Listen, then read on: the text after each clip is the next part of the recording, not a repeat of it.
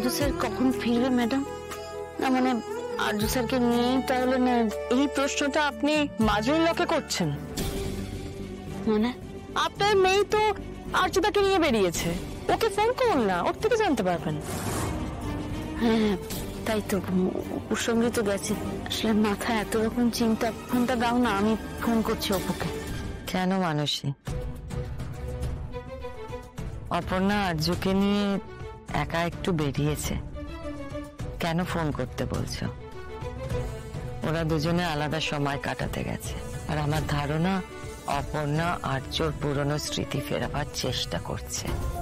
হ্যাঁ তাই হয়তো হবে ম্যাডাম। থাক, এখন আর ফোন করতে হবে না, রেখে দাও। মনে করাতে চাইলে কি মনে পড়বে? ব্যাপারটা এতটাই সহজ নাকি? মানসী, কেন জানি না আমার মনে হচ্ছে যে তুমি সত্যি চাও না যে আর্য স্মৃতিশক্তি ফিরে আসুক, ওর আবার সবকিছু মনে পড়ে যাক।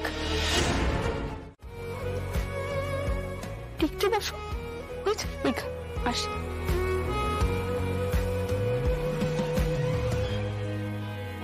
ডক্টর ডক্টর, আমি আর্য সিংহরায়কে নিয়ে এসেছি।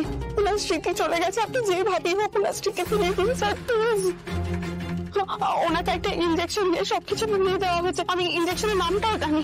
আপনি প্লিজ ওনার স্মৃতি মিলিয়ে দেওয়ার চেষ্টা করুন প্লিজ ডক্টর, কিছু একটা করে।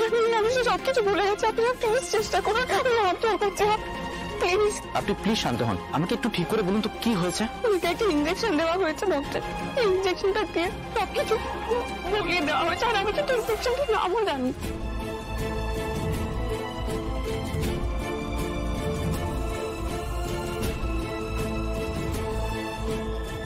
ডাক্তারবাবু প্লিজ আপনি ওনাকে ভালো করে দিন। এই ওষুধের প্রভাবটা কেটে দেয়, এরকম কিছু একটা প্রতিষেধক দিয়ে আপনি ওনাকে সুস্থ করে দিন ডক্টর প্লিজ। ডক্টর ওরা শিখতে ঠিক আছে, কিন্তু এক্স্যাক্টলি ওই নামের তো কোনো ওষুধ নেই, আর থাকলেও তো আমার নলেজের বাইরে। তাহলে কি মহিলা ঠিক নাম বললাম?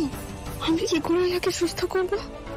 উনি খুব বড় একজন বিজনেসম্যান, উনি এরকম হট করে সবকিছু ভুলে গেলে অনেক মানুষ বিপদে পড়ে যাবে। মিস্টার আর্য সিংহ রায়ের স্মৃতি ফেরানোটা খুব জরুরি। Yes doctor. আমরা আপনাকে ডেকেছি কয়েকটা জরুরি কথা বলার জন্য। মিস্টার আর্য সিংহ রায়ের চিকিৎসার জন্য আমরা একটা মেডিকেল বোর্ড বসিয়েছি, তাতে আমরা আলোচনা করে দেখেছি যে ওনার স্মৃতি ফেরানোর জন্য ওনাকে আমাদের দুটো ওষুধ দিতে হবে। দুটো ওষুধ? হ্যাঁ, দুটো ওষুধের কম্বিনেশন। আপনাদের যা ভালো মনে হয় আপনারা সেটাই করুন। দেখুন, এই চিকিৎসার পদ্ধতি আমরা শুরু করতে পারি, কিন্তু ওনাকে এই ওষুধ দেওয়া হবে কিনা সেটা সম্পূর্ণ আপনাদের সিদ্ধান্ত। ওই ওষুধ দিয়ে যদি উনি সুস্থ হন তাহলে তো সেই সিদ্ধান্ত আমাদেরকে নিতেই হবে। সেই জন্যই তো এখানে আপনাকে ডাকা মিস বসু। আসলে এই ওষুধটা দিলে হয়তো উনি ঠিক হয়ে যাবেন, কিন্তু এই ওষুধের আবার কিছু সাইড এফেক্টস আছে, এতে পেশেন্টের কিছু ক্ষতিও হতে পারে। আবার কারোর কারোর ক্ষেত্রে এই সাইড এফেক্টস নাও হতে পারে। সাইড এফেক্টস মানে এই ধরুন প্যারালাইসিসের মতো কিছু হতে পারে, বা তার থেকে বেশি কোনো ক্ষতিও হতে পারে। কিন্তু এছাড়া তো আমাদের আর কিছু করার নেই। কি বলছেন কি? হ্যাঁ, আবার আপনাকে এও বললাম যে নাও হতে পারে, কোনো সিওরিটি নেই। হতে পারে, তাহলে এখন কি হবে? ওনাকে অ্যান্টিডোট দিতেই হবে, নাহলে তো ওনার স্মৃতি ফেরানো মুশকিল হয়ে যাবে। এতে আমার ক্ষতি হলেও হতে পারে। হ্যাঁ, রিস্ক তো আছেই, এবার সিদ্ধান্ত আপনাকে এবং ওনার পরিবারকে নিতে হবে।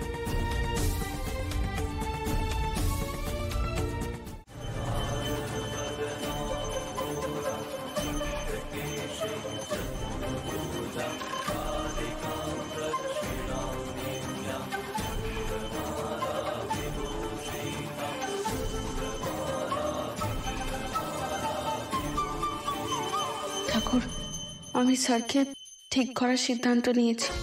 আমার এই সিদ্ধান্ত ওনার যেন কোনো ক্ষতি না হয়। রাজলক্ষ্মী ম্যাডামও আমার ওপরে চোখ বন্ধ করে ভরসা করছেন।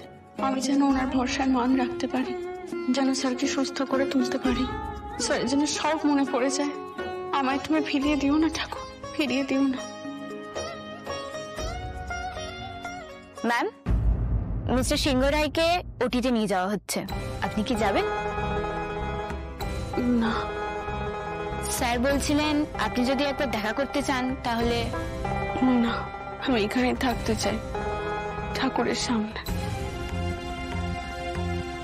কারণ আমি জানি সব ঠিক হয়ে যাবে, সব।